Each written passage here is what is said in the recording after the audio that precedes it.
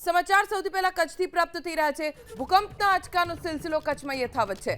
મોડી રાત્રે 1:22 ખાવડા નજીક 4.1ની તીવ્રતાનો આંચકો અનુભવાયો છે। લોકો ગાઢ નિંદ્રામાંથી જાગી ગયા અને ઘરની બહાર દોડી આવ્યા। આ ભૂકંપનું કેન્દ્રબિંદુ કચ્છના ખાવડાથી 55 કિલોમીટર ઉત્તર પૂર્વ દિશામાં જમીનથી 11.6 કિલોમીટરની ઊંડાઈએ હતું। ભૂકંપની તીવ્રતા વધુ હોવાના કારણે ખાવડા અને આસપાસના વિસ્તારોમાં જોરદાર કંપન અનુભવાયું। જો કે હજી સુધી કોઈ નુકસાનીના સમાચાર નથી પ્રાપ્ત થયા। શુક્રવારે પણ કચ્છમાં બે હળવા આંચકા આવ્યા હતા। શુક્રવારે બપોરે 1:50 ભચાઉથી 21 કિલોમીટર ઉત્તર પૂર્વ દિશામાં 2.7ની તીવ્રતાનો આંચકો આવ્યો।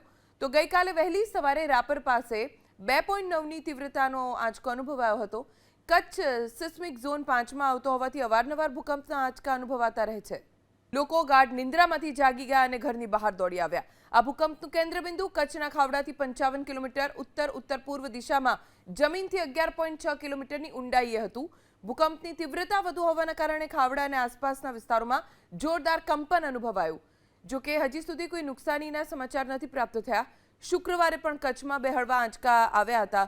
શુક્રવારે બપોરે 1:50 ભચાઉથી 21 કિલોમીટર ઉત્તર પૂર્વ દિશામાં 2.7ની તીવ્રતાનો આંચકો આવ્યો।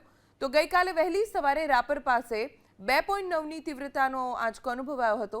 કચ્છ સિસ્મિક ઝોન 5માં આવતો હોવાથી અવારનવાર ભૂકંપના આંચકા અનુભવાતા રહે છે।